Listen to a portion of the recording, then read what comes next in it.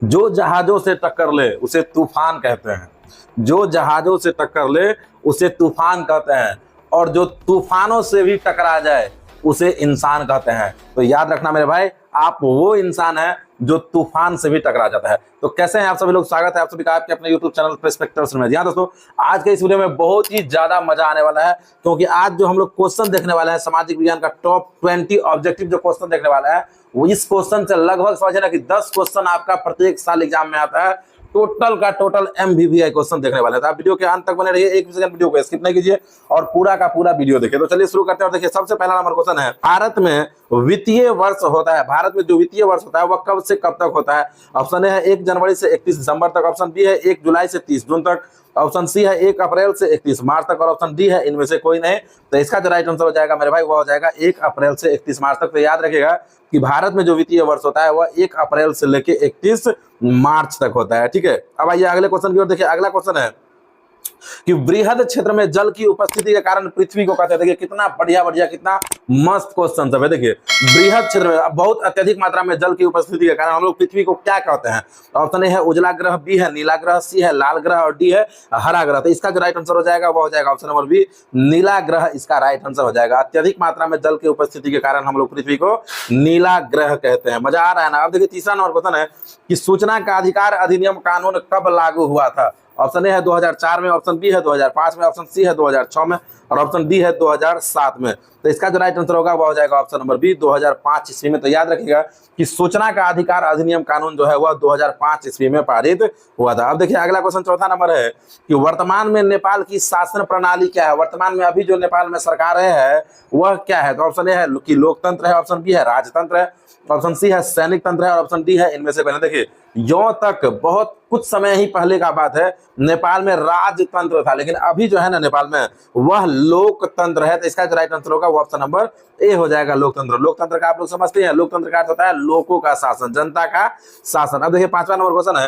कि राजनीतिक दलों की मान्यता और उसका चिन्ह किसके द्वारा प्रदान किया जाता है? कोई राजनीतिक दल बनेगा तो उसका मान्यता और उसका चिन्ह जो प्रदान किया जाता है वह किसके द्वारा किया जाता है? तो ऑप्शन ए है राष्ट्रपति के द्वारा, ऑप्शन ए है ऑप्शन बी है प्रधानमंत्री के द्वारा, ऑप्शन सी है निर्वाचन आयोग के द्वारा, और ऑप्शन डी है इनमें से कोई नहीं। तो देखिए, राजनीतिक दलों को मान्यता और उसका चिन्ह जो प्रदान किया जाता है वह निर्वाचन आयोग के द्वारा किया जाता है, जिसे आप लोग चुनाव आयोग भी कहते हैं। तो ऑप्शन नंबर सी जो है यह इसका राइट आंसर हो जाएगा मेरे भाई। अच्छा लग रहा है, पूरा का पूरा ऑब्जेक्टिव देखने में मजा आ रहा है, तो वीडियो को लाइक करके चैनल को सब्सक्राइब कर लीजिए। देखिए, छठा नंबर क्वेश्चन है कि भारतीय संविधान के अनुच्छेद 19 में देश के सभी नागरिकों को कौन सा मूल अधिकार दिया गया है? ऑप्शन ए है स्वतंत्रता का अधिकार, अनुच्छेद 19 आर्टिकल 19, इसमें कौन सा अधिकार दिया गया है नागरिकों को? ऑप्शन ए है स्वतंत्रता का अधिकार, ऑप्शन बी है समानता का अधिकार, ऑप्शन सी है संवैधानिक उपचार का अधिकार, और ऑप्शन डी है इनमें से कोई नहीं। तो आर्टिकल 19 जो है 19 जो है उसमें नागरिकों को स्वतंत्रता का अधिकार दिया गया है। तो ऑप्शन नंबर ए जो है यह इसका राइट आंसर हो जाएगा। अब देखिए, सातवां नंबर क्वेश्चन है कि टीपू सुल्तान शासक थे। टीपू सुल्तान कहाँ के शासक थे? तो ऑप्शन ए है मैसूर का, बी है शिमला का, सी है कश्मीर का, और डी है इनमें से कोई नहीं। तो टीपू सुल्तान जो थे वह मैसूर के शासक थे, यानी कि ऑप्शन नंबर ए जो है यह इसका राइट आंसर हो जाएगा। अब देखिए, आठवां नंबर क्वेश्चन है कि जालियांवाला बाग हत्याकांड कब हुआ था? जालियांवाला बाग हत्याकांड, जो कि कितना भयानक हादसा है, सोच भी नहीं सकते हैं आप। जालियांवाला बाग हत्याकांड कब हुआ था? तो ऑप्शन ए है 13 अप्रैल 1919 ईस्वी को, ऑप्शन बी है 14 अप्रैल 1919 ईस्वी को, ऑप्शन सी है 15 अप्रैल 1919 ईस्वी को, और ऑप्शन डी है 16 अप्रैल 1919 ईस्वी को। तो जालियांवाला हत्याकांड जो हुआ था, जालियांवाला बाग हत्याकांड, वह 13 अप्रैल को हुआ था। और देखिए, ईस्वी सब सेम ही है, तो 13 अप्रैल 1919 ईस्वी को इसका राइट आंसर हो जाएगा। ऐसे आप याद रखिएगा, ठीक है।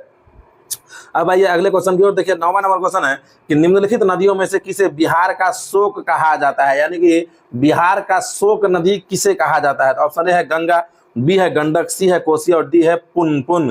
तो कोसी नदी को बिहार का शोक नदी कहा जाता है। कोसी नदी के कारण ही आप देखते होंगे कि बिहार की ज्यादातर जनसंख्या जो है अस्त व्यस्त हो जाता है बाढ़ के वजह से, और फसल भी यहाँ पे ठीक से नहीं हो पाता है। तो इसीलिए कोसी नदी को जो है वह बिहार का शोक नदी कहा गया है। अब देखिए, 10वां नंबर क्वेश्चन है कि सिखों के 10वें और अंतिम गुरु श्री गोविंद सिंह का जन्म बिहार के किस नगर में हुआ था? सिखों के जो 10वें गुरु थे, यह भी याद रखेगा कि गुरु श्री गोविंद सिंह जी सिखों के क्या नंबर गुरु थे? तो 10वें गुरु थे, है ना। तो सिखों के 10वें और अंतिम गुरु श्री गोविंद सिंह का जन्म बिहार के किस नगर में हुआ था? यह है क्वेश्चन।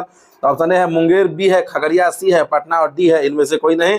तो इसका जो राइट आंसर होगा ऑप्शन नंबर सी हो जाएगा, पटना इसका राइट आंसर हो जाएगा। अब देखिए, 11वां नंबर क्वेश्चन है कि अंकोर वाट के मंदिर का निर्माण किस शासक के द्वारा कराया गया था? अंकोर वाट के मंदिर का निर्माण किस शासक के द्वारा करवाया गया था? ऑप्शन ए है सूर्यवर्मन द्वितीय, ऑप्शन बी है निरोधोम सिंहानक, ऑप्शन सी है कुआम और ऑप्शन डी है इनमें से कोई नहीं। तो इसका जो राइट आंसर होगा वो ऑप्शन नंबर ए हो जाएगा कि सूर्यवर्मन द्वितीय, है ना। अंकोर वाट के मंदिर का निर्माण कहा किसके द्वारा किया गया था? तो सूर्यवर्मन द्वितीय के द्वारा किया गया था। ऑप्शन नंबर ए इसका राइट आंसर हो जाएगा। अब देखिए 12वां नंबर क्वेश्चन है कि पंचायती राज व्यवस्था सर्वप्रथम किस राज्य में लागू किया गया था? पंचायती राज व्यवस्था जो आज चल रहा है पूरे देश में, जो सबसे पहले किस राज्य में लागू किया गया था? तो ऑप्शन ए है राजस्थान, बी है बिहार, सी है उत्तराखंड और डी है मध्य प्रदेश। तो इसका जो राइट आंसर होगा वो ऑप्शन नंबर ए हो जाएगा, राजस्थान इसका राइट आंसर हो जाएगा।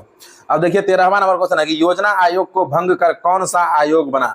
योजना आयोग को भंग करके कौन सा आयोग बना था? तो ऑप्शन ए है नीति आयोग, बी है वित्त आयोग, सी है राष्ट्र वित्त आयोग और डी है इनमें से कोई नहीं। तो इसका राइट आंसर होगा ऑप्शन नंबर ए हो जाएगा, नीति आयोग इसका राइट आंसर हो जाएगा, जो कि 2015 में बना था। अब आइए अगले क्वेश्चन की ओर देखिए। 14वां नंबर क्वेश्चन है कि निम्न में से कौन बीमारू राज्य है? निम्न में से कौन बीमारू राज्य है? तो इसको आप ऐसे याद रखिएगा। देखिए बीमारू, बी आई से बिहार हो जाता है ना, एम जो है उससे आपका मध्य प्रदेश हो जाता है, आर से राजस्थान हो जाता है, यू से जो है वह उड़ीसा हो जाता है। तो इसमें देखिए कि बीमारू राज्य कौन नहीं है, कौन इनमें से कौन बीमारू राज्य है यह पूछ रहा है। तो बिहार भी है, मध्य प्रदेश भी है, ओडिशा भी है। तो देखिए ऑप्शन नंबर डी में है इनमें से सभी, यानी कि बिहार, मध्य प्रदेश और ओडिशा तीनों जो है वह बीमारू राज्य के ही, यानी गरीब राज्य को बीमारू राज्य कहा गया था, लेकिन अब बहुत सारा राज्य आगे निकल गया है। तो यहाँ पे जो राइट आंसर होगा वो ऑप्शन नंबर डी हो जाएगा, इनमें से सभी। अब देखिए 15वां नंबर क्वेश्चन है कि भारतीय जनता पार्टी की स्थापना हुई।